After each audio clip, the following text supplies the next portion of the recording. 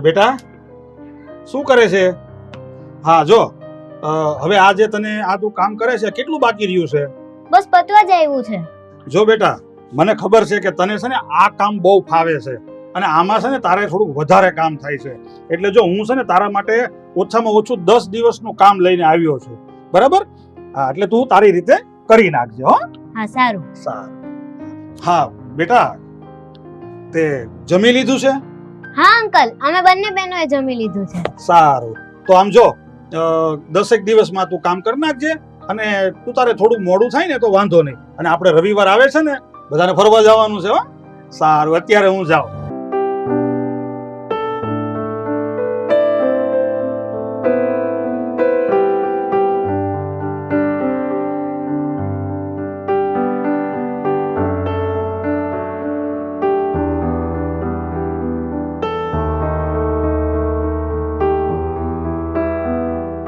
એ મહારાણી, વાહ સરસ. આ તારી આંખો પાછી ગટરની જેમ ઉભરાઈ ગઈ.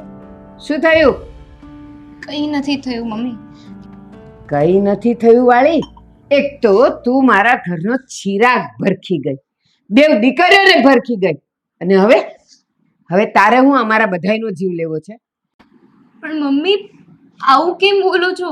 આમાં મારો શું વાંક છે? સાચું કહું ને બા, તો એનો જીવ કશે કામમાં લાગતો જ નથી. ખબર નહીં કોને યાદ કરીને રડ્યા કરે છે.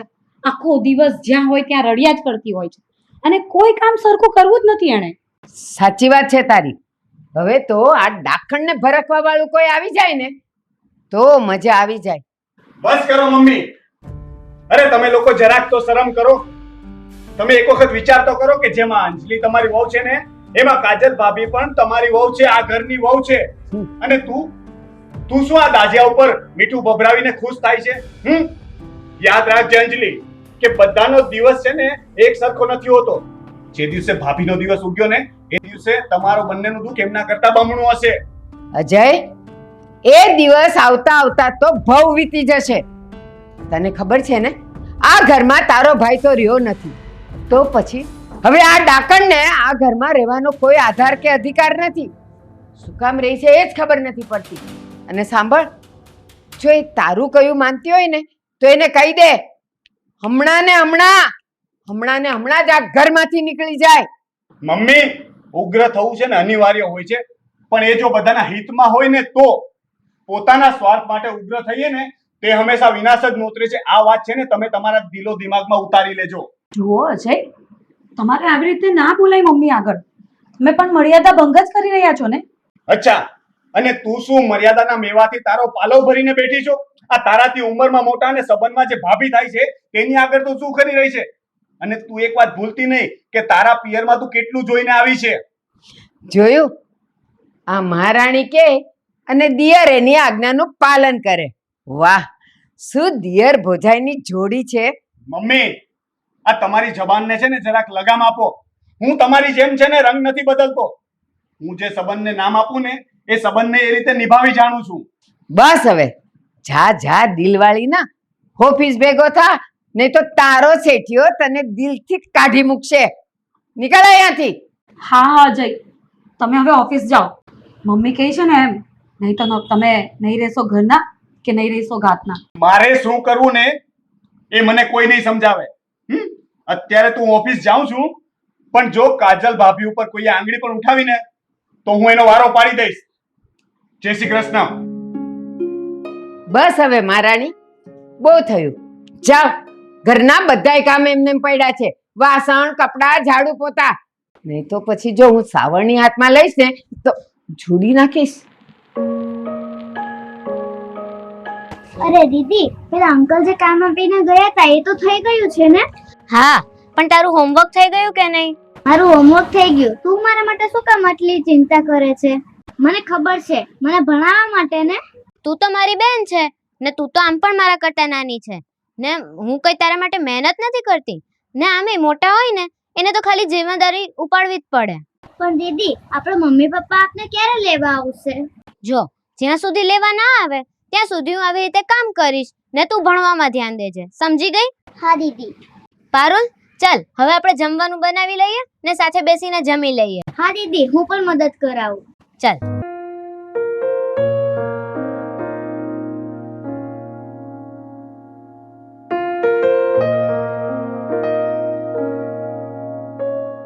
બહુ થાક લાગે છે યાર. તું કહેતી હોય તો એક નોકરાણી રાખી લઈએ. શું સાચે આપણે નોકરાની રાખી લઈએ?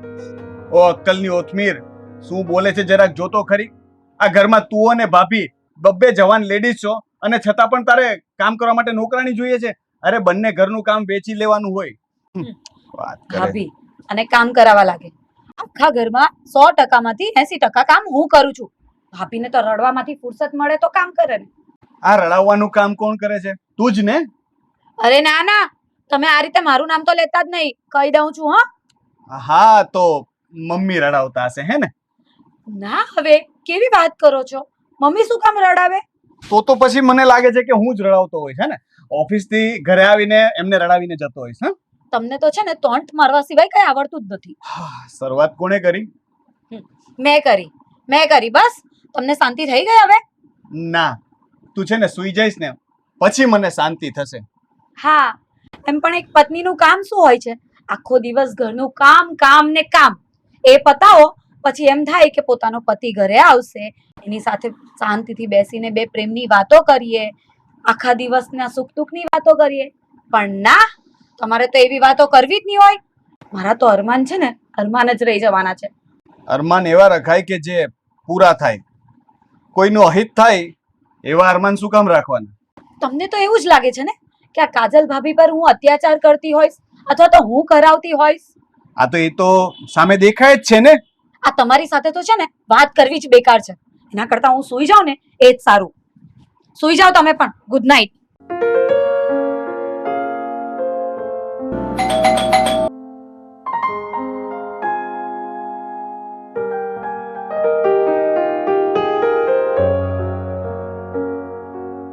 આવો બેન. પિયુષભાઈનું ઘર છે? હા બેન, હું પિયુષભાઈ. આવો.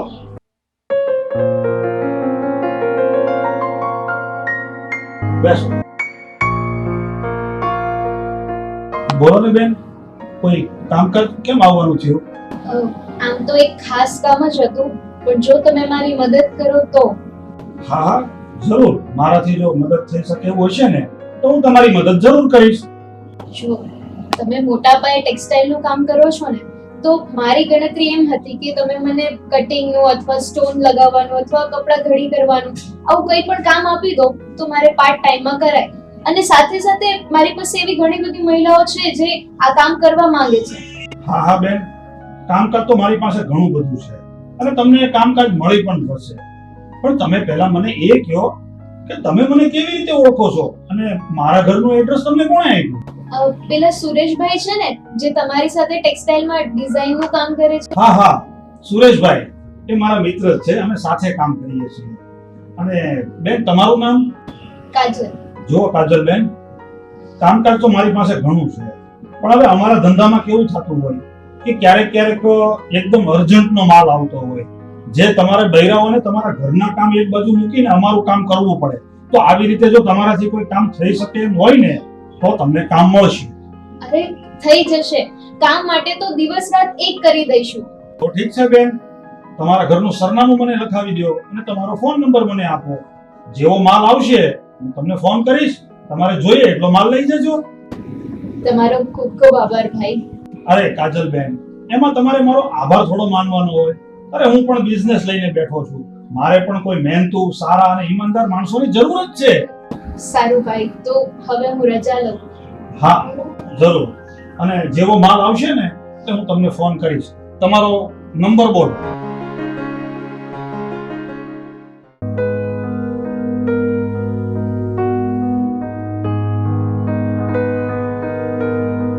અરે બેટા આરતી, આ પારુલને શું થયું? અંકલ, એને 2 દિવસથી તાવ આવે છે. એટલે જ કે હું વિચારતો હતો કે 2 દિવસથી આ બંને બહેનો ખાતે કેમ નથી આવી.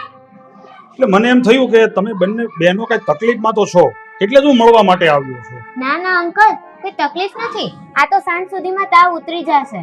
થોડો તાવ છે? ઓહ, બેટા કેટલો તાવ છે, આ તાવ કેમ એવી રીતે થોડો ઉતરે? ચાલ આપણે દવાખાને જઈ આવીએ અને પારુલ માટે દવા લઈ આવીએ. ના ના, હમણાં એને સારું થઈ જશે. મેં હમણાં જ એને તાવની દવા આપી છે. અરે બેટા, તું કઈ ડોક્ટર થોડી છે કે તે દવા આપી અને તાવ ઉતરી જાય? એવું બધું ના ચાલે. અને હું તને કહું છું ને, તારે દવાખાને આવવાનું છે. અને જો આપણે દવાખાને જઈ આવીએ, દવા પણ લઈ આવીએ, અને જ્યાં સુધી પારુલને એકદમ સારું ના થાય ને ત્યાં સુધી તમારે બંને બહેનોને મારી નજર સામે ખાતામાં જ રહેવાનું છે. ચાલ ઊભી થા. ચાલ પારુલ બેટા, પારુલ, પારુલ, ચાલ.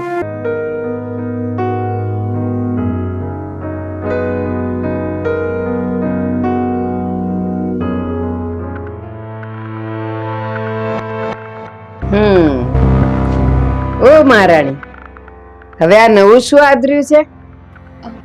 કઈ નહીં મમ્મી, આ તો ઘરકામ પતી ગયું હોય પછી આમનામ બેસી રહેવું એના કરતાં આવું કંઈક સાઈડ પર કર્યા કરીએ ને તો થોડા ઘણા જે પૈસા આવે એ શાકભાજીમાં તો વપરાય. આહાહા, એટલે તમારે અમને નીચે બતાડવા છે એમ ને? આમાં નીચા જોવા જેવું ક્યાં આવ્યું અંજલિ? હા, તો એમ જ થયું ને. આ તમે કામ કરશો, કમાશો, 2-4 હજાર રૂપિયા ભેગા કરશો અને મારા હસબન્ડને એવું લાગશે કે જો ભાભી ઘરના કામ પછી પણ આ બધું કામ કરે છે અને પૈસા કમાય છે, અને તું આખો દિવસ બેસી રહે છે, એટલે મારા અને મારા હસબન્ડના ઝઘડા થાય. બરાબર ને? એ નાટકબાજ, હવે આ બધા ભવાડા બંધ કરી દેજો હો. અને આ મારો દીકરો મારી અંજલીને કઈ કહી જાય ને એ મને જરાય નહીં ગમે. પણ મમ્મી, ભાભી જે આ કામ કરે છે ને એ મને તો બહુ પસંદ છે. તમને કઈ વાંધો હોય ને તો કહો. તો એક વાત તમે પણ સાંભળી લો, આજ પછી છે ને મને આ બાબતમાં કોઈ સંભળાવતા નહીં. અરે મરી જાવ ને તો પણ તને ન સંભળાવું, કારણ કે સંભળાવવાનું તો એને હોય ને કે જેને લાગે, જેને આ ઘર પોતાનું લાગતું હોય. જે આ ઘરને જ પોતાનું ન સમજતું હોય, પારકું સમજતું હોય, એને સંભળાવીને શું ફાયદો?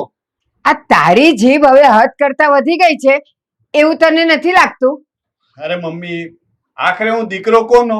હા, તું મારો દીકરો છે ને એટલે જ તું આટલી જીભડી ચલાવી રહ્યો. અત્યારે કોઈ બીજો હોત ને તો બતાવી દીધું હોત મેં. બતાવવા કરતા જતાવ્યું હોત ને તો વધારે સારું હતું મમ્મી. કારણ કે નફરત માણસને એવી ભંવરમાં લઈ જાય છે ને કે જેમાંથી નીકળવાનો રસ્તો એને 7 જન્મમાં પણ નથી મળતો. જોયું મમ્મી, અજયની જીભ કેટલી અને કેવી ચાલી રહી છે. બસ હો બેટા, હવે તારે વધારે જ્ઞાન આપવું હોય ને તો આ તારી ભાભીને આપવા જેવું છે, એને આપ. એ તો મમ્મી છે ને ઉપરવાળો બધું જોવે જ છે. લેખા જોખા પ્રારબ્ધ આપણે આપણું નહીં ભોગવીએ તો બીજું કોણ ભોગવવાનું છે? તમારે ચાલુ રાખો. એક દિવસ એવો આવશે કે ત્યારે બધાને સમજાઈ જશે કે તમે સાચા છો કે પછી સામેવાળા. બસ બેટા, તારે ઓફિસ નથી જવાનું? ના મમ્મી, આજે મારે રજા છે અને એટલે જ તો હું ભાભીની ઢાળ બનીને અહીંયા તમારી સામે ઊભો છું. રહેવા દો મમ્મી, આપણે જ જતા રહીએ. ભાભી, તમે જરાય મૂંઝાતા નહીં. તમે જે કંઈ પણ કરી રહ્યા છો ને એ સાચું કરી રહ્યા છો ને. હું એક ભાઈ તરીકે હંમેશા તમારી સાથે ઊભો રહીશ. પણ અજયભાઈ, તમે આમ મમ્મીની સામે બોલી રહ્યા છો ને એ મને જરાય નથી ગમી રહ્યું. જેવા સાથે છે ને તેવા થવું જ પડે. તમે એની ચિંતા ન કરો. આગળ શું કરવું ને એ હું વિચારું છું. તમે બસ તમારા કામ પર ફોકસ કરો, બાકી હું જોઈ લઈશ.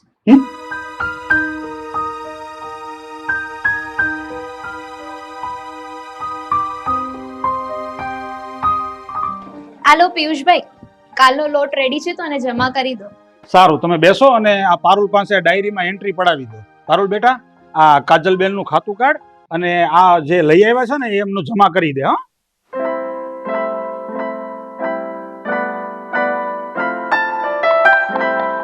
આ છોકરી આટલી નાની છે તેમ છતાંય પિયુષભાઈના ખાતાનો બધો હિસાબ રાખે છે. કેટલી હોશિયાર છે આ છોકરી. પિયુષભાઈ, હવે કોઈ બીજો લોટ હોય તો આપી દો, એટલે હું લેતી જ જાઉં. બેન, હવે આ એક લોટ છે મારી પાસે, પણ હવે આ બે બેનો થઈને પૂરું કરી નાખશે. એટલે તમારી પાસે જે કાંઈ થોડું ઘણું ઘરે કામ છે ને એ પૂરું કરો, ત્યાં સુધીમાં બીજો માલ આવી જશે. સારું, પણ ભાઈ આ બંને નાની દીકરીઓ મળીને આટલું મોટું કામ કરી લેશે? અરે બેન, તમને શું વાત કરું, આ બંને બહેનો એટલી બધી મહેનતી છે અને એટલી બધી હોશિયાર છે ને કે બધા જ કામ કરી નાખે છે મારા ખાતાના. અરે અમુક મોટા મોટા બૈરાઓ જે કામ નથી કરી શકતા ને એ કામ આ બંને બહેનો સમયસર કરી નાખે છે. વાહ, સરસ. શું નામ છે બંનેના? આ દીકરીનું નામ છે પારુલ અને આનું નામ છે આરતી. સારું પિયુષભાઈ, તો હવે હું જાઉં. હા, કોઈ વાંધો નહીં. અને જે કાંઈ પણ તમારી પાસે કામ છે ને એ તમે પૂરું કરી નાખશો ને તો આવતીકાલ સુધીમાં બીજો લોટ આવી જશે. હા, ઠીક છે. હા, તમને નવરા તો નહીં રહેવા દઉં, ચિંતા નહીં કરતા.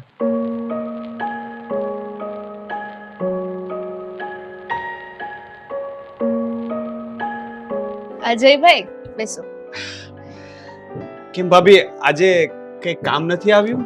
ના ના, કામ હતું, પતી ગયું અને આ જસ્ટ બેસી ત્યાં તમે આવ્યા. અચ્છા, કેવું ચાલે છે કામ? બસ ચાલ્યા કરે. ભાભી, અંજલિ અને મમ્મી હવે કઈ બોલતા તો નથી ને? ના ના, કઈ નથી બોલતા. તો પણ મને એવું કેમ લાગે છે કે તમે કઈક મૂંઝાયેલા છો? ના, મૂંઝાયેલી નથી. હા, પણ થોડી કન્ફ્યુઝનમાં છું. શું થયું? એની પ્રોબ્લેમ? ના ના, પ્રોબ્લેમ કોઈ નથી. આ વાત વિશે હું તમને વાત કરવાની જ હતી. હા, તો બોલો ને. એમાં એવું છે ને, હું જે પેલા પિયુષભાઈને ત્યાં કામ લેવા જાઉં છું ને, એમને ત્યાં આજે મેં બે દીકરીઓ જોઈ હતી. એક લગભગ 10-11 વર્ષની હશે અને બીજી લગભગ 5 થી 6 વર્ષની. હા, પણ તો શું? બંને દીકરીઓને જોઈને જાણે મારા અંતરમાં કંઈક શેરડો ફૂટ્યો હોય અને એ શેરડામાંથી મમતાનો મીઠો રસ. જાણે કંઈક તો અંતરમાં બની રહ્યું છે, કંઈક તો ઘટી રહ્યું છે મારા મમતાના પ્રાંગણમાં. જાણે વર્ષો જૂનું વર્તમાન બની રહ્યું છે અને એ વર્તમાન અરીસો બનીને મને મારી ઘોર નિંદરમાંથી ઉઠાડીને મને કંઈક ભેટ આપવા માંગે છે. અરે ભાભી, મને કઈ સમજાયું નહીં. જરાક સમજાય એવું કે બોલો ને. ભાઈ, અત્યારે તો મેં તમને હિન્ટ આપી દીધી છે. સમય આવશે ને તો પહેલા આવીને તમને જ આ વાત જણાવીશ. ઠીક છે, તો હું વાટ જોઈશ. કઈ વાંધો નહીં ભાઈ. હવે એ જે ભાગ્યમાં હશે એ તો થવાનું છે, પછી રાજા હોય કે રંક. પાક્કું ભાભી, તમારી વાત એકદમ સાચી છે. ભાઈ, હવે થોડી વાર પછી છે ને મારે પિયુષભાઈના ખાતે જવાનું છે. એમની પાસે ગયા મહિનાનો હિસાબ લઈને બધાને પગાર પણ કરવાનો છે. ઠીક છે ભાભી, તમે તમારું કામ પતાવો, હું થોડી વાર અંદર આરામ કરું છું.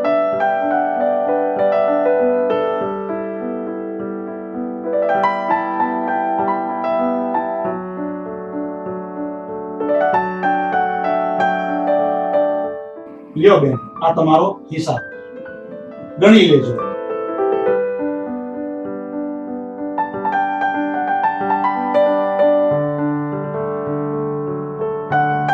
પિયુષભાઈ, હા બેન. મારે તમને એક વાત કરવી છે. હા, બોલો ને. પેલી બંને દીકરીઓ હતી ને, એ ક્યાં ગઈ? એ દીકરીઓ તો એના ઘરે ગઈ. ઘરે ગઈ એટલે મતલબ? અરે બેન, એ દીકરીઓ છે ને બંને બહુ જિદ્દી છે અને બહુ મહેનતુ પણ છે. તમને સાચું કહું ને તો જ્યારથી એ દીકરીઓ મને મળી છે ને ત્યારથી એ દીકરીએ ક્યારે માંગીને નથી ખાધું, પોતાની મહેનતનું જ ખાધું છે અને ક્યારે હરામનું પણ કોઈનું નથી લીધું. મળી છે એનો મતલબ? બેન, લગભગ આજથી 7 વર્ષ પહેલા હું એક મારા અંગત કામ માટે બહાર ગામ જતો હતો. તો હું ગાડી લઈને જતો હતો ને ત્યાં એક સુનસાન રસ્તા ઉપર મને છોકરીઓનો રડવાનો અવાજ આવ્યો. તો મેં મારી ગાડી ઊભી રાખી દીધી અને મેં આજુબાજુમાં જોયું ને તો લોહીથી લથપથ 2 છોકરીઓ હતી. એમાં જે મોટી દીકરી આરતી છે એ લગભગ 6 વર્ષની હતી અને નાની દીકરી જે પારુલ છે ને એ 4 વર્ષની હતી. અને બંને દીકરીઓ આમ ઘાયલ થઈ ગઈ હતી અને બંને ગભરાયેલી હતી ને રડતી હતી. બસ ત્યારથી હું એને મારી સાથે લઈ આવ્યો છું. પણ થયું શું હતું? અકસ્માત.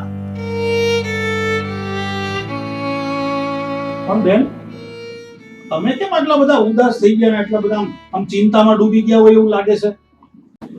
ભાઈ, કારણ કે એ બંને દીકરી આરતી અને પારુલ એ મારી જ દીકરીઓ છે. શું? તમારી દીકરીઓ? અરે પણ બેન, આવું બને કઈ રીતે? આવું બને જ નહીં, ઇમ્પોસિબલ છે આ વાત. કારણ કે ભાઈ તમે જે સમય અને જે જગ્યાનો ઉલ્લેખ કર્યો છે ને એ જ જગ્યાએ અમારી ગાડીનું એક્સિડન્ટ થયું હતું.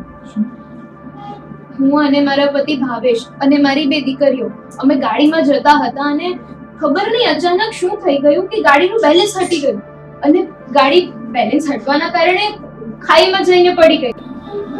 એ વખતે હું તો દૂર પડી ગઈ પણ મારા પતિ ભાવેશનું ત્યાં ને ત્યાં જ મૃત્યુ થઈ ગયું. ત્યાં બધા જે લોકો ભેગા થયા હતા એ લોકોએ મને અને મારા પતિને હોસ્પિટલ લઈ ગયા. મને જ્યારે હોશ આવ્યો ને ત્યારે મેં લોકોને પૂછ્યું કે મારી બંને દીકરીઓ ક્યાં છે. તો લોકોએ કહ્યું કે એ લોકોને ત્યાં કોઈ જ નથી મળ્યું. મને વિશ્વાસ ન થયો એટલે મેં એ લોકોને પાછું જોવા કહ્યું. એ લોકો પાછું ત્યાં જોવા ગયા પણ ત્યાં કોઈ જ ના મળ્યું.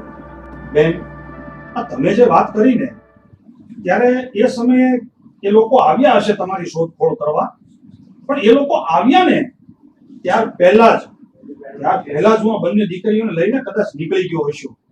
પિયુષભાઈ, આ વિધિના લેખ તો જુઓ. 7 વર્ષથી વિખૂટા પડેલા આ મા દીકરીને એને મળાવી દીધા.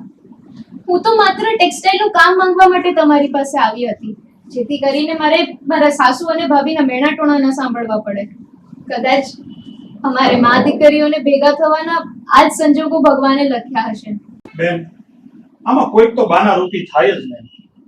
પણ સાચું કહું ને તો આરતીએ બંને બહેનોએ ક્યારેય મારા ઘરે રહેવાનો પ્રયાસ નથી કર્યો. અરે બહુ સ્વાભિમાની દીકરીઓ છે, મહેનતુ છે અને ક્યારેય કોઈનો ઉપકાર નથી લીધો, ક્યારેય કોઈની પાસે હાથ લાંબો નથી કર્યો અને ક્યારેય મારી સાથે રહેવાની જીદ પણ નથી કરી. અને આમ જો જોઉં ને તો મારે પણ તમારા જેવો જ પ્રોબ્લેમ છે.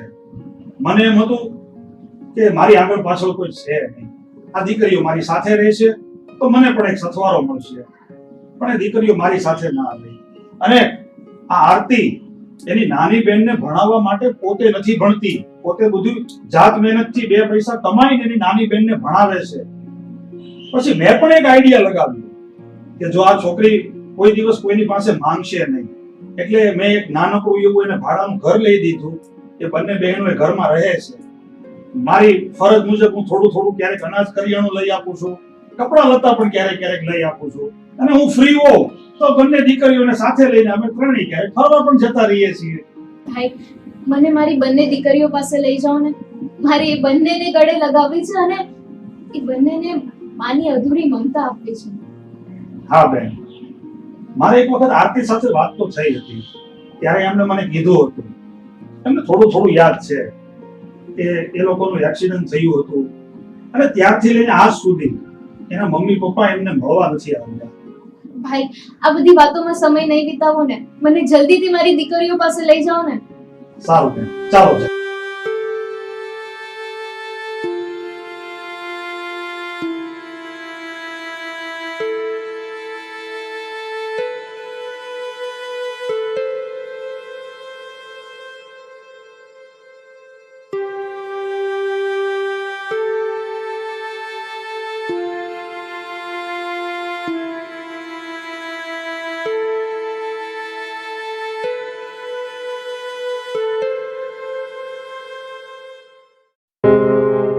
આ બેવ ભિખારણોને હું મારી દીકરી નહીં બનાવું. મમ્મી, આ બંને ભિખારણ નથી, મારી અને ભાવેશની દીકરીઓ છે. ભાવેશની નિશાની છે, જે ઘણા વર્ષો પહેલા વિખૂટી પડી ગઈ હતી અને આજે મળી આવી છે. આમ અચાનક મળી આવી છે તો શું કરીએ અમે લોકો હવે? અને હા, હું આ બંનેને ક્યારેય નહીં સ્વીકાર કરું. અરે આનો શું ભરોસો કે ખાતરી કે આ મારા ભાવેશની જ દીકરીઓ છે? હા, મમ્મી ઠીક જ કહી રહ્યા છે. મારો પણ આ જ સવાલ છે. હવે છે ને મારી જીભ ક્યાંય ને ક્યાંય જશે એટલે તું તો છે ને બોલવાનું રહેવા જ દેજે. એક કામ કરીએ ને આપણે આ બંનેના ડીએનએ ટેસ્ટ કરાવી લઈએ, પછી સાબિત થઈ જશે ત્યારે તમે બંને શું કરશો? શું કરશો એટલે? આ બંનેની સાથે આ બલાને પણ હું ઘરમાંથી કાઢી મૂકીશ. ભલા કહેવાનું તમે તો રહેવા જ દો મમ્મી, કારણ કે મારા નાનાના ઘરે છે ને આજની તારીખમાં પણ તમને ભલા કહે છે. જોતો આની જીભ કેટલી વધી ગઈ છે. માની સામે તો આ બધું અનાપ શનાપ બોલે છે, બેશરમ. સન્માન જોતું હોય ને તો સન્માન આપવું પણ પડે. આજની દુનિયામાં છે ને જે આપો ને એ જ પાછું મળે છે. અને હવે ફેસલો શું કરવાનો છે એ બોલો. શું કરવાનું છે એટલે તે સાંભળ્યું નહીં? એ જ ફેસલો રહેશે. હા, મમ્મીએ કીધું ને, ફેસલો તો એ જ રહેશે. તો પછી આ ઘરમાં મારું શું કામ? કારણ કે જે ઘરમાં મારી દીકરીઓનું સ્થાન ન હોય એ પણ ત્યારે જ્યારે આટલા વર્ષો પછી આ મા દીકરીઓનું મિલન થયું છે. જો બેન, આ તો તમારો ઘરેલું મામલો કહેવાય. મારે આમાં કોઈ વચ્ચે બોલવાનો અધિકાર તો નથી, પણ એક માનવતાના નાતે હું તમને કહું છું કે તમે લોકો આ જે કાંઈ પણ કરો છો ને એ બધું યોગ્ય નથી. અને આ બંને તમારી દીકરીઓ જ છે, એટલે હવે આમ જો મન મોટું રાખીને એમને સ્વીકારી લ્યો. નહીં, એ ક્યારેય નહીં બને, ન આજે ન કાલે. દાદી, કાકી, અમે તમને જરાય હેરાન નહીં કરીએ અને અમારી મમ્મી જેમ તમને કમાઈને આપે છે એવી રીતે અમે પણ આપીશું. અમે પણ બંને કામ કરીશું. બેટા, આ લોકો નહીં સમજે. ચલ આપણે જઈએ. હા, પણ જતા જતા એક વાત જરૂરથી કહીશ કે તમે જે કહેતા હતા ને કે મારો નથી કોઈ આધાર કે નથી કોઈ અધિકાર, અધિકારની વાત કરું ને તો આ ઘરમાં રહેવાનો મારો અધિકાર છે જ. અને આ બંને દીકરીઓ એ મારો આધાર છે. એટલે આ લોકોના સહારે તો હું મારું જીવન જીવી લઈશ. પણ તમે સજાગ રહેજો, કારણ કે વધારે પડતી મીઠી દોસ્તી પણ છે ને ક્યારેક ઝેર બની જતી હોય છે. ચાલો બેટા. એક મિનિટ ભાભી, તમે જે આ પગલું ભર્યું ને એ એકદમ યોગ્ય છે.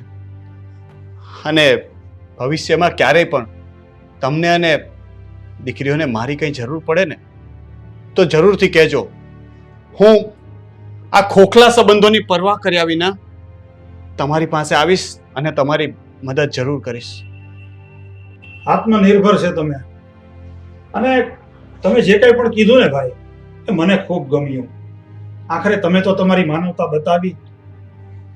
સુખી રહ્યો બધા. ચાલો બેટા, ચાલો.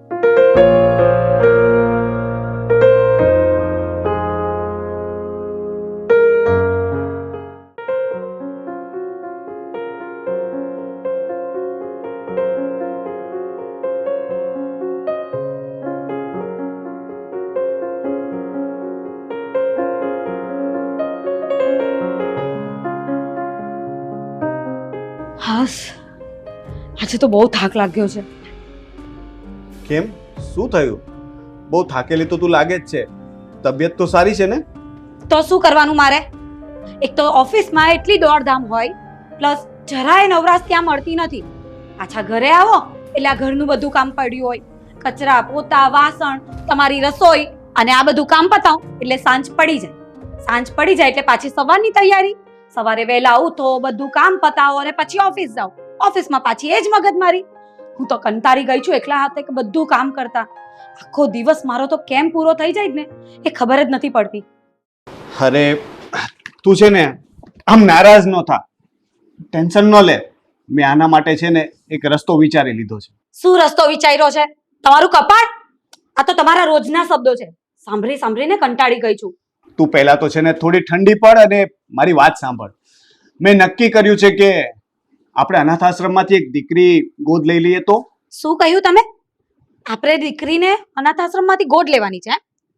પછી એને આપણે રાખવાની, સાચવવાની, મોટી કરવાની અને પછી એના લગ્ન કરાવવાના. આ બધાનો ખર્ચો કેટલો થાય એ તમને ખબર છે? હજી દીકરો હોય ને તો લવાય. આ દીકરીની વાત નહીં કરતા તમે આગળ. અરે તું એકવાર શાંતિથી મારી વાત તો સાંભળ.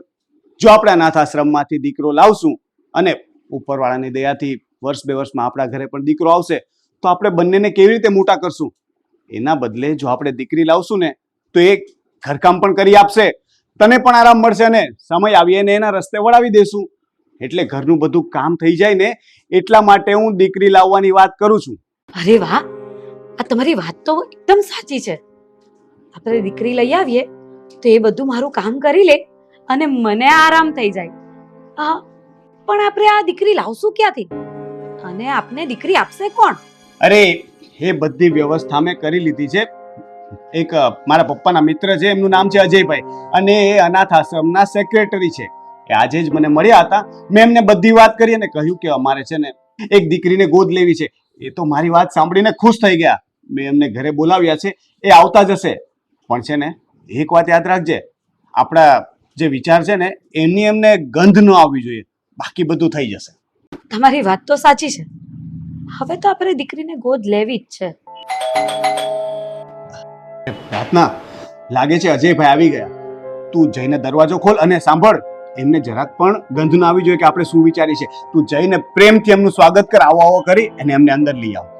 ચોક્કસ હું એવું જ કરીશ. હું એમને જરાય શક નહીં જવા દઉં.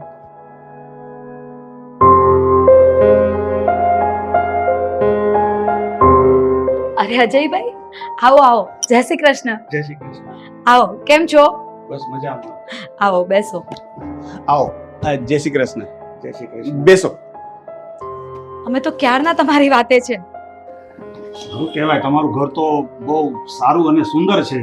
સાચું કહું ને તો હું જ્યારે તારા પપ્પા હતા ને ત્યારે એક વખત અહીંયા આવ્યો હતો, પછીનું ક્યારે આવવાનું નથી. અને ત્યારે તો તું ઘણો નાનો હતો. હા, પપ્પાના ગયા પછી છે ને અમે આ ઘરને થોડું રિનોવેશન કરાવ્યું છે. હા હા, નહીં, બહુ સારું કામ કરાવ્યું છે. બહુ સુંદર અને સ્વસ્થ ઘર છે. અજયભાઈ, અમે બંને છે ને સરકારી નોકરી કરીએ છીએ, એટલે ભગવાનની દયાથી આવક અને સંપત્તિ અમારા સારા છે. પણ અમારી ઈચ્છા છે કે અમે છે ને એક દીકરીને ગોદ લઈએ. હવે તમે પપ્પાના મિત્ર છો તો અમારી આ બાબતમાં તમે મદદ કરો અને અમારા ઘરમાં છે ને લક્ષ્મીનો વાસ થાય ને એવું કંઈક કરો. હા અજયભાઈ, અમને છે ને દીકરીઓ બહુ વાલી છે. તમારા માટે હું ચા લઈ આવું. અરે ના ના, શાંતિથી બેસો. ચા પાણી આપણે પછી પીશું. હવે જુઓ, તમારે આ દીકરીને ગોદ લેવી છે ને એ બહુ સારી વાત છે. હું તો બહુ ખુશ થયો. તો એના માટે તમે આવતીકાલે ઓફિસે આવો. જરૂરી ડોક્યુમેન્ટ જેમ કે તમારું આધાર કાર્ડ, રાશન કાર્ડ, આ ઘરનું લાઇટ બિલ, આવું બધું તમે લઈને આવો એટલે આપણે બધી ફોર્માલિટી પૂરી કરી લઈએ અને સોગંદનામું પૂરું કરી લઈએ. અને તમને જે કોઈ દીકરી ગમે એ દીકરીને તમે ગોદ લઈ શકો છો. અરે વાહ, તમારો ખૂબ ખૂબ આભાર. તમે તો મારું કામ કરી દીધું. Thank you. અરે ના ના, એમાં આભાર થોડો માનવાનો હોય.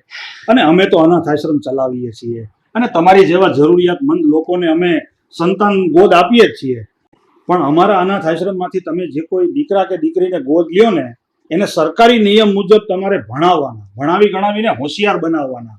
અને જ્યાં સુધી એ આમ સદ્ધર ના બને ને ત્યાં સુધી એમની પાસે કોઈ કામ નહીં કરાવવાનું. અને બીજી એક ખાસ વાત કે અનાથ આશ્રમમાંથી જે કોઈ સંતાનને તમે ગોદ લ્યો ને એને તમારે તમારું પોતાનું જ બાળક છે ને એવી રીતે એનું જતન કરવાનું. અરે અજયભાઈ, તમે એની જરાય ચિંતા નહીં કરો. જે પણ સંતાનને અમે અમારા ઘરે લાવશું ને એને અમે અમારી દીકરી બનાવીને જ રાખશું. તો ઠીક છે, કાલે તમે બંને જણ તમારા બધા ડોક્યુમેન્ટ લઈ અને ઓફિસે આવજો એટલે આપણે બધી ફોર્માલિટી પૂરી કરી નાખીશું. તો હવે હું રજા લઉં. અરે ઠીક છે. હા, આવજો. હા, જય શ્રી કૃષ્ણ. જય શ્રી કૃષ્ણ.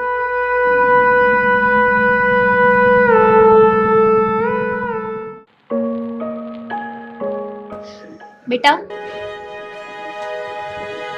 બેટા ચાલ ઊભી થા. ચાલ, નાસ્તો કરી લે અને પછી છે ને દવા પી લેજે એટલે તને એકદમ સારું થઈ જશે. હા મમ્મી, મને પેટમાં દુખે છે, મને કઈ ગમતું નથી ને અને ભાવતું પણ નથી. અરે બેટા, તું દવા પી લેશે ને એટલે ભગવાનની દયાથી બધું સારું થઈ જશે. જય શ્રી કૃષ્ણ. જય શ્રી કૃષ્ણ. પણ બેન, તમે કોણ છો અને મારા ઘરે કેમ આવ્યા છો? અરે બેન, તમે મને નહીં ઓળખો પણ હું તમને ઓળખું છું. હું હમણાં થોડા દિવસ પહેલાં જ અહીંયા રહેવા આવી છું અને મારું નામ જાનકીબેન છે. બપોરે જ તમને મા દીકરીને આવતા જોયા ને એટલે અત્યારે મને લાગ્યું લાવ તારી દીકરીની ખબર પૂછી આવું. સારું થયું જાનકીબેન તમે આવ્યા. મારું નામ રાધિકા છે અને આ મારી દીકરી રોશની. તમે બેસો, હું તમારી માટે ચા બનાવી લઉં. અરે ના ના રાધિકાબેન, ચા નથી પીવી. પણ આ રોશનીના પપ્પા ક્યાંય નોકરીએ ગયા છે? ના જાનકીબેન, રોશનીના પપ્પા હયાત નથી. હું એક વિધવા છું.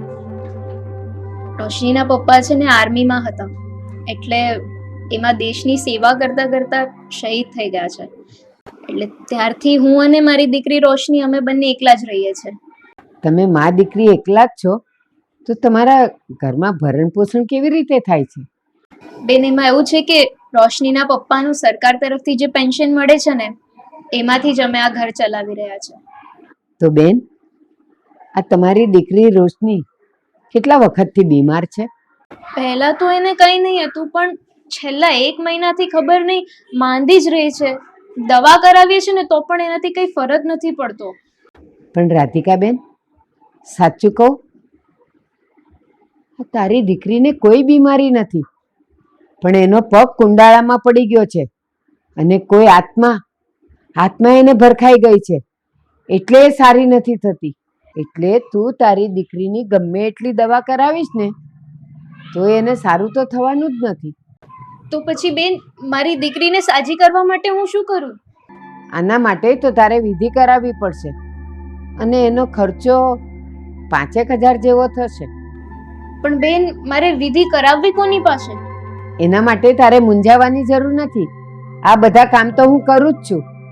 આ ગઈકાલે મેં તને અને તારી દીકરીને આવતા જોયા ને ત્યારે જ એને જોતા મને ખબર પડી ગઈ હતી કે એના પર કોઈ મેલી શક્તિનો છાયો છે અને એટલે જ એ સારી નથી થતી. પણ તું મૂંઝા નહીં, એ વિધિ હું કરી નાખીશ. જો બેન, મારે ગમે એટલો ખર્ચો કરવો પડે ને તો પણ હું કરવા તૈયાર છું. બસ મારી દીકરી સારી થઈ જવી જોઈએ. બસ, તો તું જરાય ચિંતા ન કર. આપણે કાલથી જ એની વિધિ શરૂ કરી દઈશું.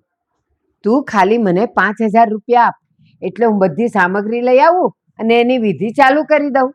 તો બેન, હું તમને અત્યારે જ 5,000 રૂપિયા આપી દઉં છું અને તમે વિધિ ચાલુ કરી દો કાલથી. કેવું લાગ્યું ઘર? સારું છે ને? હા, જો આલે, આ દૂધ પી લે. અને હવેથી છે ને આ તારું ઘર છે, તારે મને પપ્પા કહીને બોલાવવાનું, અને આ પ્રાર્થના તારા મમ્મી છે. હા, પી લે. જો બેટા, તારા પપ્પા અને હું જ્યારે નોકરીએ જતા રહીએ ને પછી તારે છે ને આ ઘરના બધા જ કામ પતાવી દેવાના. કપડાં ધોઈ નાખવાના, વાસણ કરી દેવાના અને આ બધી ઘરની સાફ સફાઈ પતાવી દેવાની, બરાબર? અને પછી બધું કામ પતી જાય ને પછી તારે ટીવી જોવાનું, કાર્ટૂન જોવાનું અને મજા કરવાની.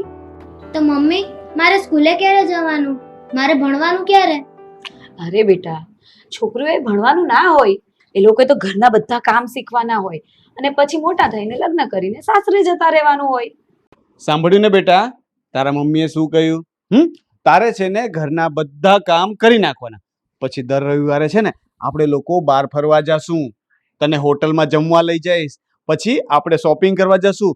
તારે જે લેવું હોય ને એ સારા સારા કપડાં, રમકડા બધું લઈ આપશું. હા, પણ કામ બરાબર કરવાનું. ઓકે મમ્મી પપ્પા, હવે તમે જેમ કહેશો હું એમ જ કરીશ. કેટલી ડાયી દીકરી છે ને?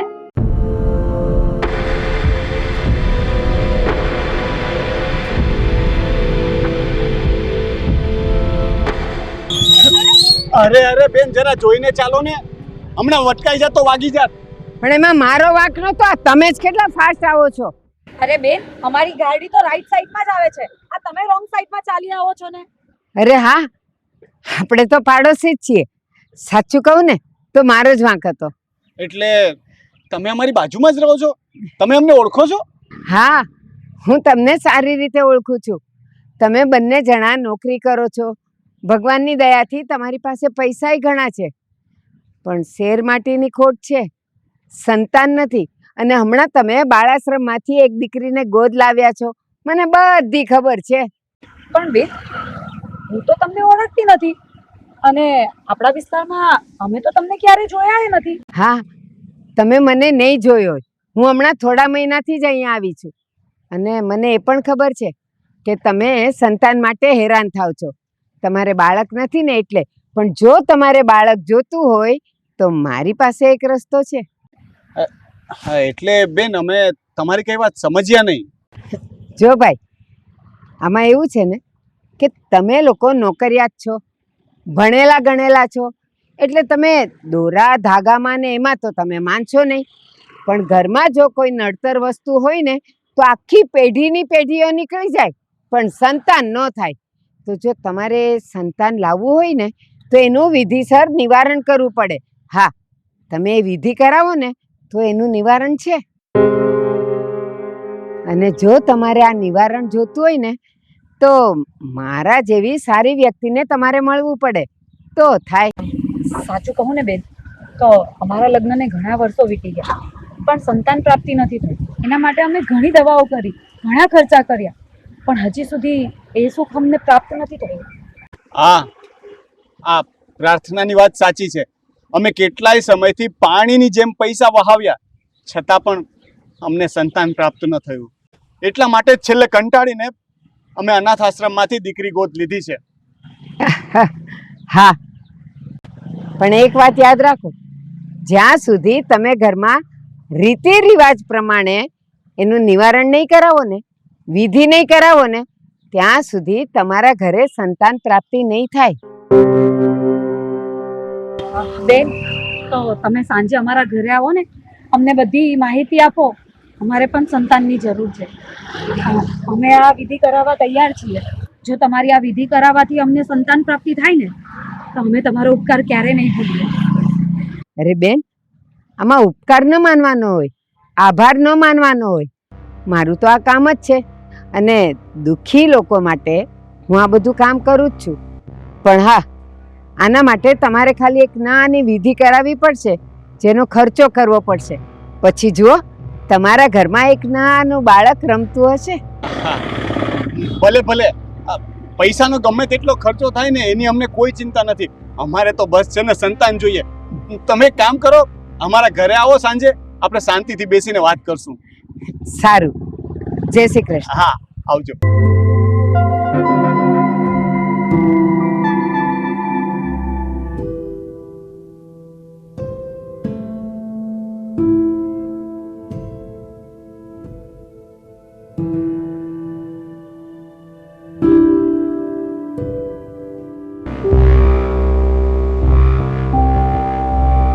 ટીકા, તું ક્યારે આવી? બેન બસ હમણાં જ આવી. પણ બેન, મારી દીકરી રોશનીને હજુ કઈ સારું નથી થયું. એ હજુ માંદીને માંદી જ છે. હા, મને ખબર જ છે તારી દીકરીને હજી સારું નથી થયું.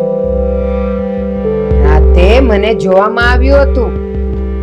શું તમને રાત્રે જોવામાં આવ્યું હતું કે મારી દીકરીને હજુ સારું નથી થયું?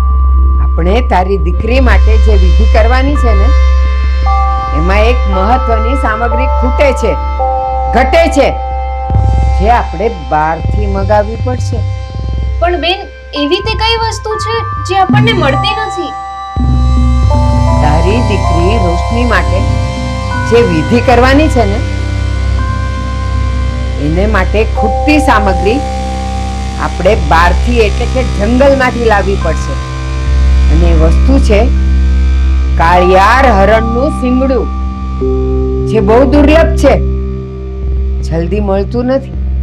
અને જ્યાં સુધી એ નહીં મળે ત્યાં સુધી વિધિ નહીં થાય, નહીં થાય વિધિ. પણ બેન, તમે જે હરણના શિંગડાની વાત કરો છો એ આપણને થોડી મળે. અને એ હરણને મારવામાં તો માણસ કરતા પણ મોટો ગુનો લાગે છે. જો સરકારને ખબર પડી ગઈ હોય ને તો બહુ બહુ મોટો ભયંકર ગુનો આપણી ઉપર લાગી જાય. અરે રાધિકા, આ શું વાત કરે તું? તને ખબર છે ને અત્યારે રૂપિયા આપતા શું નથી મળતું? બસ પેલી કહેવત છે ને, રૂપિયા ફેંક તમાશા દેખ. ખાલી 10,000, તું મને 10,000 રૂપિયા આપ એટલે એ કાળિયારનું શિંગડું તો હું ગમે ત્યાંથી લાવી દઈશ, ગમે ત્યાંથી. ના બેન, હું આવું નહીં કરી શકું. હું આવો કોઈ પણ ગુનો નથી કરવા માંગતી.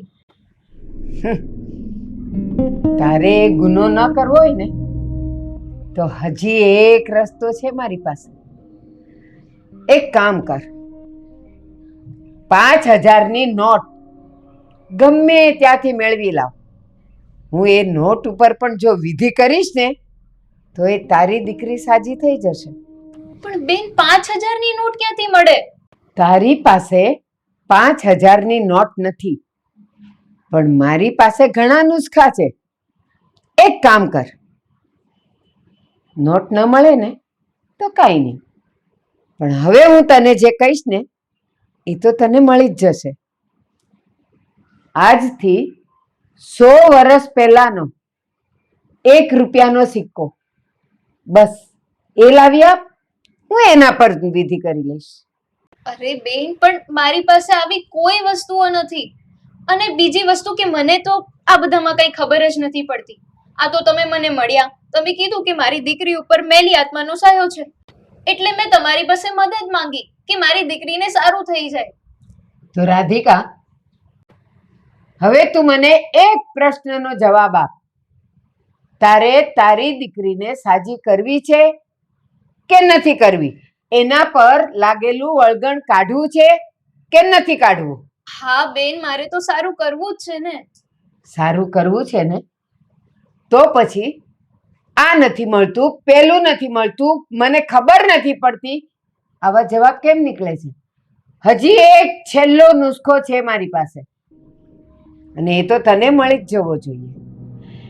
એક રુદ્રાક્ષ, રુદ્રાક્ષને તો ઓળખે છે ને? એક દૂધ પીતો રુદ્રાક્ષ આવે છે, એ રુદ્રાક્ષ તું મને લાવી દે. હા, થોડો મોંઘો પડશે, પણ મેં તને કીધું એમ, રૂપિયા ફેંક, તમાશા દે. ચમત્કાર જોવો છે ને, થોડાક રૂપિયા નાખ અને દૂધ પીતો રુદ્રાક્ષ લઈ આવ. પછી જો હું એના પર વિધિ કરું અને તારી રોશની સાજી થઈ જાય. સાજી. બેન, તમે જે કંઈ પણ વસ્તુ કીધી ને એ તો મારી પાસે નથી, પણ હા, જેટલો ખર્ચો હોય ને એટલો હું ખર્ચો કરવા તૈયાર છું. બસ તમે મારી દીકરીને સાજી કરી દો. તો મેં તને જેટલી વસ્તુઓ કીધી એમાંની તું એક પણ લાવી નહીં શકે, પણ તું પૈસા નાખવા તૈયાર છે, હે ને? બસ, તો પછી તું એક કામ કર, મને ખાલી 10,000 રૂપિયા આપ. એમાંથી આમાંની કોઈ પણ વસ્તુ મને મળશે ને એટલે એના પર હું વિધિ કરીશ, અને વિધિ કરીશ એટલે તારી રોશની સાજી. સારું બેન, હું તમને 10,000 રૂપિયા આપું છું. બસ તમે મારી દીકરીને સાજી કરી દેજો.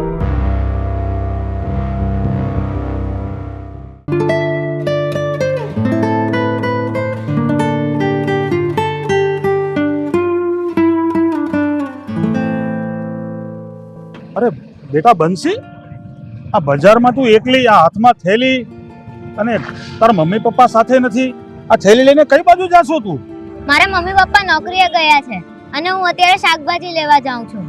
અરે પણ બેટા, તારે તો આ ઉંમરમાં સ્કૂલે જવાનું હોય, ભણવાનું હોય, અને આ શાકભાજી લેવા જવાનું, આ બધું કામ તારે થોડું કરવાનું હોય? તને કોણે કીધું તું શાકભાજી લઈ આવ? અંકલ, મારા પપ્પા કહે છે કે છોકરીએ બધું ઘરકામ કરવાનું હોય, અને મારી મમ્મી પણ એમ જ કહે છે કે છોકરીઓએ કઈ ભણવા ના જવાનું હોય, ભણવા તો ખાલી છોકરા જ જાય. અરે હા, તું શું વાત કરે છે બેટા? તારા મમ્મી પપ્પાની વિચારધારા આવી હલકી છે? આવી વાત કરે છે?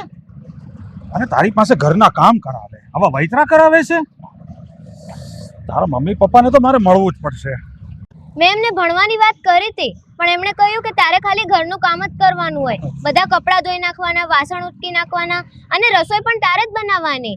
જો તું આ બધું કામ સરખી રીતે કરીશ તો અમે તને દર રવિવારે બહાર જમવા લઈ જઈશું, અને તારે પછી ભણવાનું નામ લેવાનું નહીં, એવું એ લોકો કહેતા હતા મને. આ લોકો આવી મેલી રમત રમે છે? આ સંતાનના નામે તારી પાસે આવા ઘરના કામ કરાવે છે? તને નોકરાણી બનાવી દીધી? પણ બેટા, તું શાંતિ રાખ, ચિંતા ન કરતી હો. હું અત્યારે તો ઓફિસે જાઉં છું જરૂરી કામ માટે, પછી એક દિવસ છે ને હું તારી ઘરે આવીશ અને તારા મમ્મી પપ્પાની મુલાકાત લઈશ અને બરાબરની ખબર લઈશ એની. તું ચિંતા ન કરતી હો બેટા. હા, જા.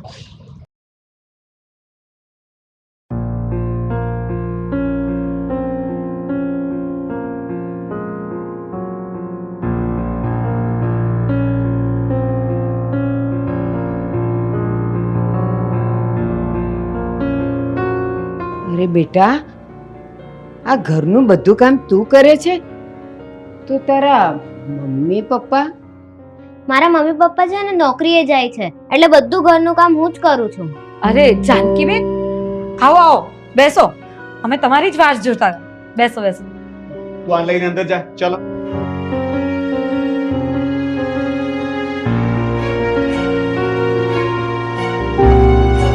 પ્રાર્થના, એક વાત કહું, આ તમે બંને પતિ પત્ની હોશિયાર બહુ. અમે કઈ સમજ્યા નહીં તમે શું કહો છો. હોશિયાર છો એટલે મતલબ? હા જાનકીબેન, તમે શું કહેવા માંગો છો?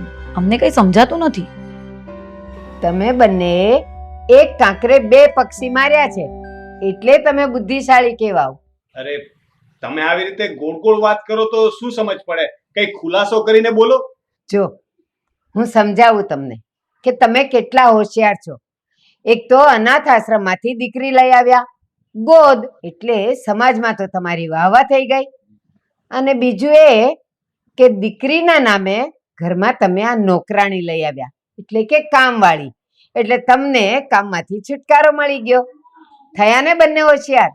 અરે જાનકીબેન, તમે આ કઈ વાત લઈને બેસી ગયા? આપણે જે મુદ્દાની વાત કરવાની છે એ વાત કરો ને, એની અમને સમજણ આપો ને.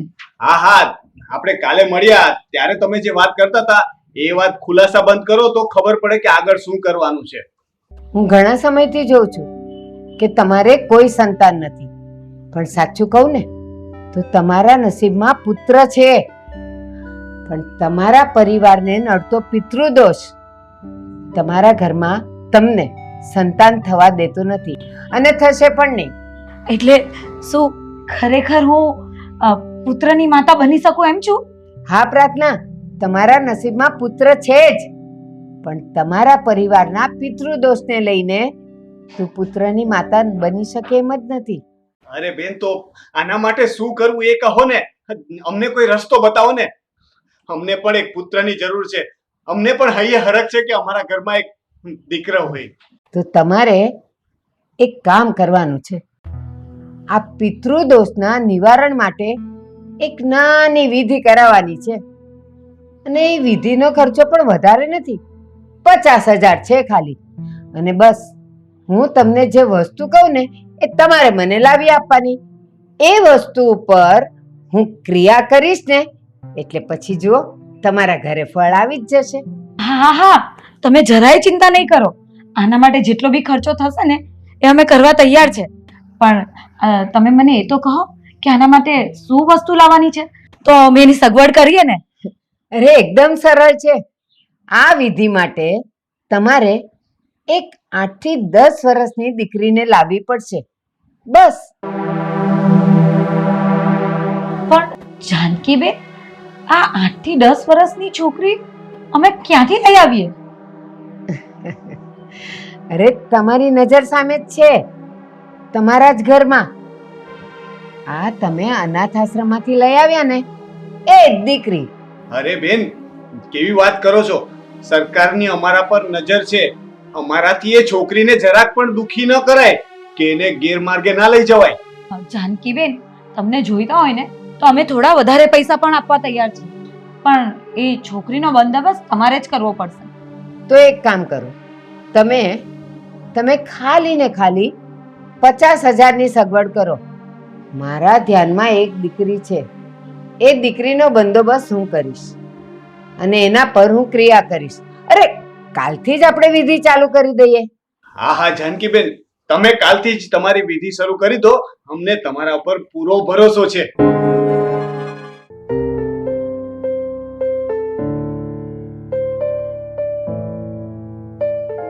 શું કરો છો માં દીકરી? માથું ઓળાવો છો દીકરીનું? તબિયત તો સારી છે ને એની? હા જાનકીબેન, આજે તો મારી દીકરીને એકદમ સારું છે અને એને હું સ્કૂલે પણ મૂકવા જવાની છું. હા રાધિકા, હવે તારી દીકરીને કાંઈ વાંધો નહીં આવે. એની વિધિની બધી તૈયારી મેં કરી લીધી છે, અને હવે આ નજીકમાં જ કાળી ચૌદસ આવે છે ને તે દિવસે આપણે એની વિધિ કરવાની છે. અને તું જોજે તો ખરી કે કેટલી સારી થઈ જાય છે. ના બેન, મારી દીકરીને હવે એકદમ સારું થઈ ગયું છે. જરાય માંદી નથી, તાવ જતો રહ્યો છે. એટલે હવે મારે કોઈ વિધિ નથી કરાવવી. શું? હવે તારે કાંઈ વિધિ નથી કરાવી? તું શું માને છે કે તારી દીકરી સાવ સારી થઈ ગઈ એમ? ના, એ તો મેં 11 દિવસની અવધિ આપી છે. અને જોજે, તું વિધિ નહીં કરાવે ને અને તું મને ના પાડીશ ને તો 11 દિવસ પછી એમને એમ થઈ જશે. અને સાંભળ, પછી એક વખત એવો આવશે કે તું તારી દીકરીને ખોઈ બેસીશ. ના બેન, તમે આવું નહીં બોલો, મને બહુ ડર લાગે છે. ચૂપ, જો તમે કહેતા હોય ને તો હું તમને વિધિના પૈસા હમણાં ને હમણાં જ આપી દઈશ. બસ તમે વિધિ કરાવી દેજો. સારું, તો વિધિ કરાવી જ છે ને તારે? તો તું મને 10,000 રૂપિયા આપી દે. એટલે આ કાળી ચૌદસ આવે છે ને તે દિવસથી આપણે વિધિ ચાલુ કરી દેશું. અને હા, એ દિવસે તારે તારી છોકરીને મારી હારે મોકલવી પડશે. ના બેન, હું મારી દીકરીને એકલી નહીં મોકલું. એને મારી સાથે એકલી મોકલતા તારું મન ન માનતું હોય ને તો કાંઈ નહીં, તું પણ એની સાથે આવજે. પણ અત્યારે મને 10,000 રૂપિયા આપી દે એટલે બાકીની સામગ્રી હું લઈ આવી રાખું. હા બેન, હું તમને હમણાં જ 10,000 રૂપિયા આપી દઉં છું.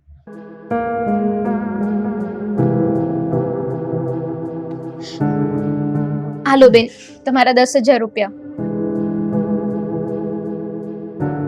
મમ્મી, તમે આંટીને પૈસા કેમ આપ્યા? આપણે કઈ બહાર જવાનું છે? બેટા, તું ઘણા વખતથી માંદી છે ને એટલે આપણે ભગવાન પાસે જવાનું છે દર્શન કરવા. અને જેવા દર્શન થઈ જશે ને એટલે તું એકદમ સારી થઈ જઈશ. આ એના પૈસા છે. બેન, મેં તમને રૂપિયા તો આપી દીધા, વિધિ કરવાની પણ હું ના નથી પાડતી, પણ મને ડર લાગે છે કે આમાં કંઈ આડાઅવડું તો નહીં થાય ને, મારી દીકરીને કંઈ નહીં થાય ને. અરે બેટા, એમાં ડરવાની શું વાત છે? આપણે તો આની ભલાઈ માટે કરીએ છીએ ને, એને સાજી કરવા કરીએ છીએ ને. બસ તારે ખાલી મારા પર અને આ વિધિ ઉપર ભરોસો રાખવાનો છે. પછી જો તારી દીકરી કેવી સાજી અને ફૂલ ફટાકડી થઈ જશે. સારું બેન, તમારે જેમ કરવું હોય એમ કરો, હું તમારી ઉપર વિશ્વાસ કરું છું. ચાલ ત્યારે, બહુ બધી વાતો થઈ ગઈ. હવે હું જાઉં છું, મારે ઘણું બધું કામ છે અને હજી સામગ્રી પણ લાવવાની છે. અને તારે આ દીકરીને સ્કૂલે મૂકવા જવાનું છે ને, તને મોડું થતું હશે.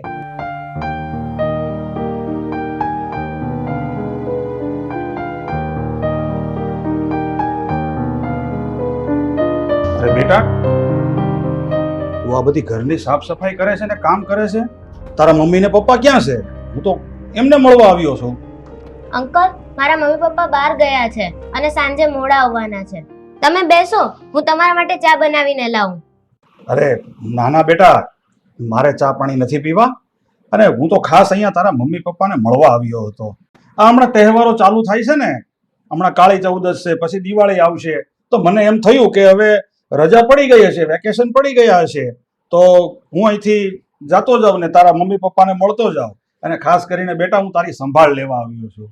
પણ બેટા, તને એ ખબર છે તારા મમ્મી પપ્પા અત્યારે ક્યાં ગયા છે? અમારા વિસ્તારમાં એક તાંત્રિક બેન રહે છે. મારા મમ્મી પપ્પા એમને મળવા ગયા છે. એમને સંતાન નથી ને એટલે તેમની પાસે વિધિ કરાવવા ગયા છે. આજે કાળી ચૌદસ છે ને, તો એ બેન કોઈ નાની છોકરી ઉપર ક્રિયા કરીને વિધિ કરવાના છે. આવી વાતો મારા મમ્મી પપ્પા અને એ બેન કરતા હતા. એમના ઘરે ગયા છે મારા મમ્મી પપ્પા તો અત્યારે. અરે આ તું શું વાત કરે છે બેટા? આ તારા મમ્મી પપ્પા આવો અંધવિશ્વાસ અને અંધશ્રદ્ધામાં માને છે? આવું બધું મહેલું ખેલું કરે છે? અરે આ ભણેલા ગણેલા અને ગ્રેજ્યુએટ હોવા છતાં આવા કાર્ય કરે છે? પણ બેટા, એ તાંત્રિક બેન જે છે, એના ઘરનું કઈ તારી પાસે એડ્રેસ કે કોઈ એમનો નંબર એવું કઈ હોય તો તું મને આપ, આપણે અત્યારે જ ત્યાં જઈએ. અંકલ, મને એ બેનનું ઘર નંબર કે એવું તો કંઈ યાદ નથી, પણ મેં એમનું ઘર જોયું છે. ચાલો હું તમને બતાવું. હા બેટા, ચાલ.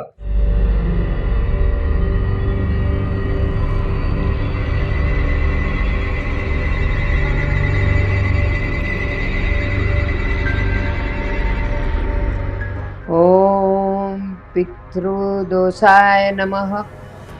ઓમ પુત્ર પ્રાપ્તિ નમઃ. ઓમ સંતાન પ્રાપ્તિ નમઃ. લઈ ઓમ આ હું બધા ધતી ગાજરા છે, હેના ભાવાડા છે આ બધા? શું હાલે છે આ બધું? હે, કોને પૂછીને તમે અંદર આવ્યા? ખબર નથી પડતી. અહીંયા વિધિ ચાલે છે અને અહીંયા મારી વિધિમાં તમે વિઘ્ન નાખવા આવ્યા છો. મારો શ્રાપ લાગશે ને તો ધનોત ફનોત નીકળી જશે તમારું, યાદ રાખજો. આ ધનોત પનોત વાળી આ ધમકી બીજાને મારવાની હો. હવે તમારા જેવા ઢોંગીથી હું બીતો નથી. હવે આપણા દેશમાં તમારી જેવા અંધશ્રદ્ધાળુને ઢોંગી તો 5600 રખડે છે. મને કોઈ ફરક નથી પડતો. અરે અંકલ તમે થોડી વાર શાંતિ રાખો ને, ચૂપ રહો ને, નહીતર આ વિધિ અટકી જશે. હવે શેની વિધિ? એટલે તમે લોકો, હું મારે તમને કહેવું, અરે આવા બધા ઢોંગમાં ધતિંગમાં તમે લોકો માનો છો?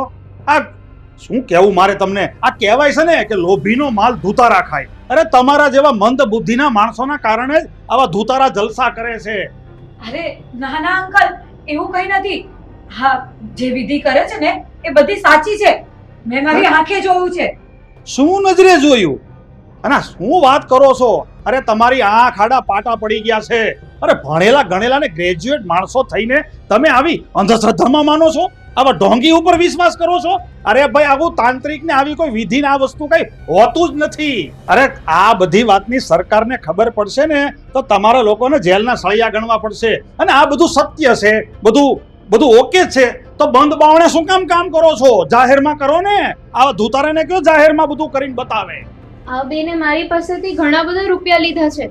એમનું કહેવું એમ છે કે મારી દીકરીને કોઈનું વળગાડ છે અને એ દૂર કરવા માટે જ એમણે મારી પાસેથી ઘણા બધા રૂપિયા લીધા છે.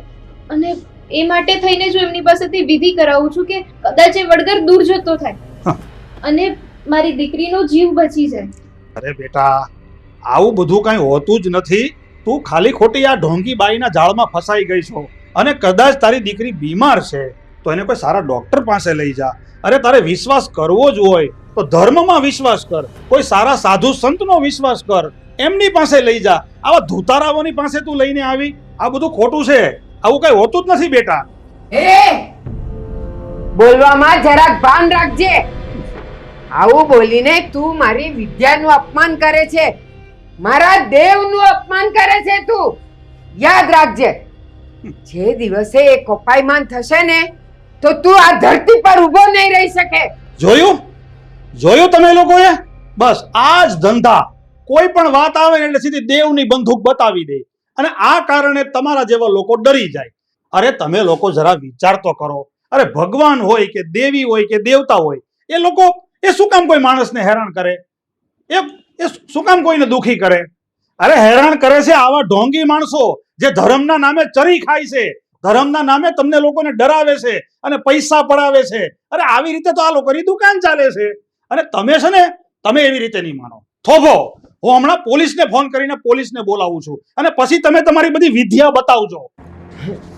ના ના ના, પોલીસને નહીં બોલાવતા. બસ આજથી હું આ બધાય કામ ધંધા બધું બંધ કરી દઈશ. આ તો પેટ ભરવા માટે મારે થોડુંક કંઈક કરવું પડે ને એટલે કરતી હતી. પોલીસને નહીં બોલાવતા. પોલીસને નહીં બોલાવવું, પણ એક શરતે. આ લોકોની સામે તમે કબૂલ કરો કે તમે ઢોંગી છો, તમે ફ્રોડ છો, તમે ધર્મના નામે રૂપિયા પડાવો છો અને આવા ભોળા માણસોને તમે છેતરો છો. કબૂલ કરો તમે. હા, હું કબૂલ કરું છું કે હું જે પણ કાંઈ કરતી હતી એ બધા ધતિંગ હતા, બધું ખોટું હતું. મારી પાસે કોઈ તાંત્રિક વિદ્યા નથી, કોઈ એવી દૈવી શક્તિ નથી કે જેનાથી હું કોઈનું સારું કરી શકું. માફ કરજો. જોઈ લીધું ને તમે લોકોએ? આ ઢોંગીએ કબૂલ કરી લીધું છે, એણે પોતે કબૂલ કર્યું છે, તો હવે મારે પોલીસ તો બોલાવવી જ પડશે. કાકા રહેવા દો ને, બેને માફી તો માંગી લીધી છે ને, એમણે કબૂલ કરી લીધું ને, તો હવે પોલીસને ફોન નહીં કરો. એ હવે આવું ક્યારેય નહીં કરે. ના, સાચી વાત છે તમારી. હવે હું આવું ક્યારેય નહીં કરું અને કોઈને આવા તાંત્રિક વિદ્યાના રવાડે નહીં ચડાવું. માફ કરી દો મને, માફ કરી દો. પોલીસને તો હું બોલાવવાનો જ છું, પણ પોલીસને હું તમારા માટે નથી બોલાવતો. હવે મારે પોલીસ બોલાવી છે આ બંને દંપતી માટે, આ બંને સ્માર્ટ કપલ માટે. પણ અંકલ, અમારો શું વાંક છે એમાં? તમે અમને શું કામ હેરાન કરવા માંગો છો? તમારો ગુનો એ છે કે તમે આ નાનકડી દીકરી બંસીને અનાથ આશ્રમમાંથી ગોદ લીધી છે. બધી જ તમે કાયદેસરની ફોર્માલિટી કરી છે અને તમારી ઘરે લઈ જઈ અને તમે આ છોકરીને નોકરાણી બનાવી દીધી. તમે સ્કૂલે નથી મોકલતા, તમે એમને ભણવા નથી મોકલતા, તમે બધા કાયદાનો ઉલ્લંઘન કર્યો છે. તમે કાયદેસરના ગુનેગાર છો જ. હા અંકલ, તમારી વાત સાચી છે, પણ અમારો કોઈ એવો ઈરાદો નહોતો. અમને એવું હતું કે થોડા સમય પછી બંસીને કોઈ સારી સ્કૂલમાં બેસાડી દેશું. છતાં પણ જો તમને એવું લાગતું હોય ને તો અમે લોકો તમારી માફી માંગીએ છીએ અને બંસીને સ્કૂલે પણ બેસાડી દેશું વહેલી તકે. પણ પ્લીઝ માફ કરી દો. હા અંકલ, અમે થોડા જ સમયમાં એનું એડમિશન કરાવી દેશું અને તમને એવું લાગે ને તો તમે થોડા સમય પછી આવીને ચેક કરી જજો, એનું એડમિશન થઈ ગયું હશે. જ્યારથી તમે આ બંસીને એડોપ્ટ કરી છે ને ત્યારથી મેં ઘણી વખત જોયું છે કે તમે આ બંસી પાસે ઘરના જ કામ કરાવ્યા છે. એક વખત આ છોકરી મને રસ્તામાં પણ મળી હતી, એટલે હવે હું તમારો વિશ્વાસ કરી શકું એમ નથી. અંકલ, મારે આ લોકો સાથે નથી રહેવું. મને પાછા તમારી સાથે અનાથ આશ્રમ જ લઈ જાઓ. હા હા બેટા, તું ચિંતા ન કર. હવે તારે આ લોકોની સાથે નથી રહેવાનું. હવે તું મારી સાથે અનાથ આશ્રમમાં જ રહેજે. અને વૈભવ, તું છે ને મારા મિત્રનો દીકરો ના હોત ને તો તારી ઉપર તો કાયદેસરની કાર્યવાહી કરીને હું તને જેલ ભેગો કરી દેત. પણ હવે હું તને અત્યારે જવા દઉં છું. બેટા રાધિકા, તું છે ને એક વસ્તુ મગજમાં ઉતારી લે કે તારી દીકરીને કોઈ બીમારી નથી, અને કદાચ થોડી ઘણી બીમારી હોય ને તો કોઈ સારા એવા ડોક્ટરને બતાવીશું. હું અત્યારે તો જાઉં છું અને 2 દિવસ પછી તને કોન્ટેક્ટ કરીશ. મારા નજરમાં એક ડોક્ટર છે, આપણે એમને બતાવીશું. તું આ બધી વસ્તુમાં છોડી દે, તું આમાં બધું ઊંડું નહીં ઉતરવાનું. ચાલો બેટા, ચાલો. અને તમે પણ બધા પોતપોતાના ઘરે જતા રહેજો.